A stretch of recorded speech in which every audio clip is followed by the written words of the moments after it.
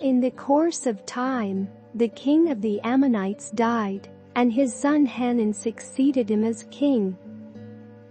David thought, "I will show kindness to Hanun son of Nahash, just as his father showed kindness to me." So David sent a delegation to express his sympathy to Hanun concerning his father. When David's men came to the land of the Ammonites, the Ammonite commanders said to Hanun their lord, "Do you think David is honoring your father by sending envoys to you to express sympathy? Hasn't David sent them to you only to explore the city and spy it out and overthrow it?"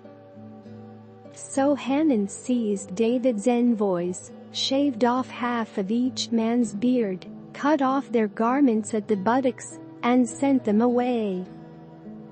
When David was told about this, he sent messengers to meet the men, for they were greatly humiliated.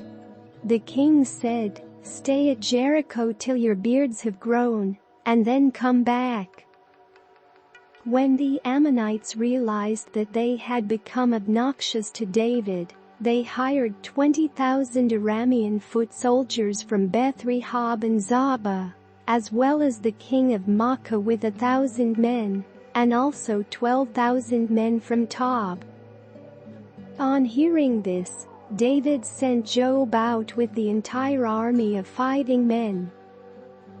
The Ammonites came out and drew up in battle formation at the entrance of their city gate, while the Arameans of Zobah and Rehob, and the men of Tob and Maakah, were by themselves in the open country. Joab saw that there were battle lines in front of him and behind him, so he selected some of the best troops in Israel, and deployed them against the Arameans. He put the rest of the men under the command of Abishai his brother, and deployed them against the Ammonites. Joab said, "If the Arameans are too strong for me, then you are to come to my rescue, but if the Ammonites are too strong for you, then I will come to rescue you. Be strong, and let us fight bravely for our people and the cities of our God. The Lord will do what is good in his sight."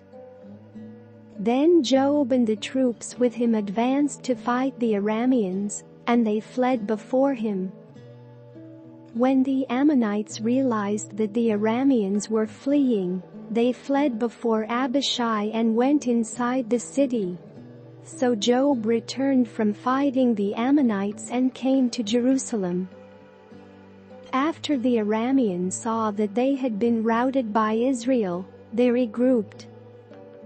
Hadadezer had Arameans brought from beyond the Euphrates River. They went to Helam, with Shobak the commander of Hadadezer's army leading them.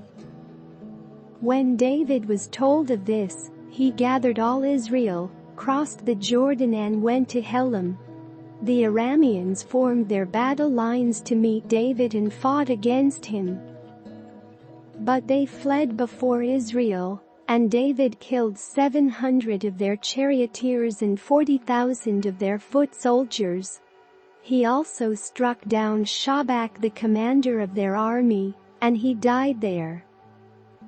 When all the kings who were vassals of Hadadezer saw that they had been routed by Israel, they made peace with the Israelites and became subject to them. So the Arameans were afraid to help the Ammonites anymore.